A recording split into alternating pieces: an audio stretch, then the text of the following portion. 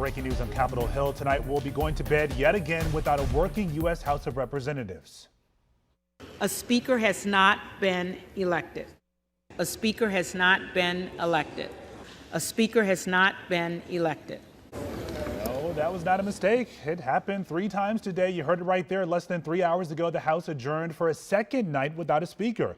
Representative Kevin McCarthy has now failed to get enough votes for the job 6 separate times. And until Republicans pick a speaker, members can't get sworn in. The committees can't gavel into session. The House cannot vote on a single bill. Yeah, it's a big deal, clearly. That's even bigger for all of us who live and work in D.C. Our John Henry is live on Capitol Hill tonight with that part of the story. John.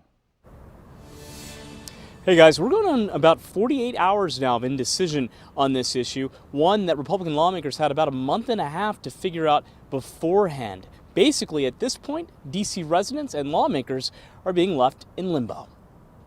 Typically this time of year, the Capitol Hill complex should be full of fresh faces getting ready to tackle some tough topics. But right now, that's not happening. Nothing is going on. Not even close. We're all waiting for Congress to start. Instead, the House, as D.C. Delegate Eleanor Holmes Norton explains, is in deadlock. I'm not even a member yet. Nobody is a member yet. We can't be members until rules are adopted, until a speaker is chosen. The speaker stalemate doesn't just impact D.C. leaders, it also impacts D.C. residents and their laws. All of this speaks to the problem with our lack of having statehood. D.C. Council Chair Phil Mendelson points out that after legislation passes the District Council and is reviewed by the mayor, members of the Congress then must review it for it to become law. But if they're not sworn in, well, then there's a problem. Right after the January 6th riots, the Capitol grounds were fenced off and nobody could access them.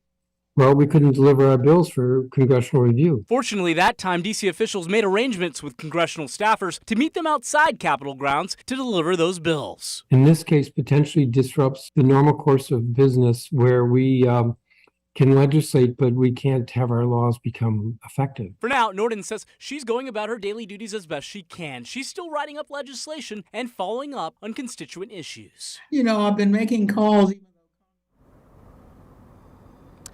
Now, one more thing, Mendelson said he'd like to see the Congress amend the Home Rule Act and lift that congressional review requirement so issues like this or situations like these would stop impacting the residents of the District of Columbia. Lorenzo? Yeah, D.C. already has a lot of issues to solve, and this just complicates it even further. John, thank you. And by the way, the House will reconvene tomorrow at noon. You can count on us to stay on top of this and bring you updates throughout the day.